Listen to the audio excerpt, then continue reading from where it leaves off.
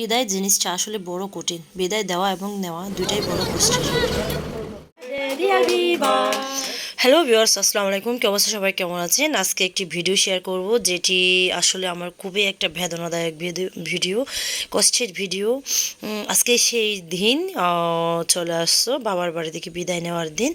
এই যে বাবার বাড়ি থেকে বেরিয়ে পড়লাম, বের হয়ে একটি টমটম নিয়ে আমরা যেখান থেকে বাসে উঠবো সেইখানে চলে আসলাম। এটা হচ্ছে আমাদের চকরিয়া সিস্টেম প্লাজার, ওখানে আমরা বাস ওঠার জন্য অপেক্ষা করতেছি। তারপরে তো ফ্যামিলি সহ ফুল ফ্যামিলি আজকে সবাই আমাদেরকে বাসে উঠিয়ে দেওয়ার জন্য চলে আসছে। আমার বাবা মা ভাই বোন, আমার দুলা ভাই ভাগ্নিরা সবাই আসছে। আসলে সবারই মন খারাপ, কারণ আমরা চলে যাচ্ছি, সেজন্য সবারই মন খারাপ। আর তার উপর আমারও অনেক মন খারাপ, কারণ সবাইকে ছেড়ে আবার মানে সে ঢাকার উদ্দেশ্যে চলে যাচ্ছে, শ্বশুরবাড়ির উদ্দেশ্যে। আসলে মেয়েদের, বিবাহিত মেয়েদের জীবনে এটাই বাস্তবতা। বিয়ের পর সে বাবার বাড়িতে মেহমান হিসেবে, গেস্ট হিসেবে যায় কয়েকদিনের জন্য বেড়ানো শেষে সে আবার তার বাসায়, তার নিজের ঘরে চলে আসতে হয়।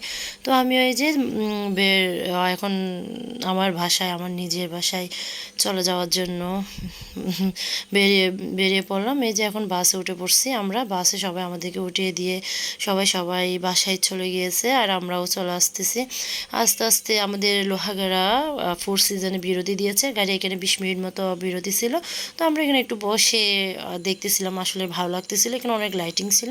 আর আমার মেয়েটাকে নিয়ে আমি এই যে বাসে এখন একটু যাচ্ছি। তারপরে এই যে আলহামদুলিল্লাহ, আল্লাহর কাছে হাজার হাজার শুকরিয়া, আমরা ভালো মতো বাসায় এসে পৌঁছেছি।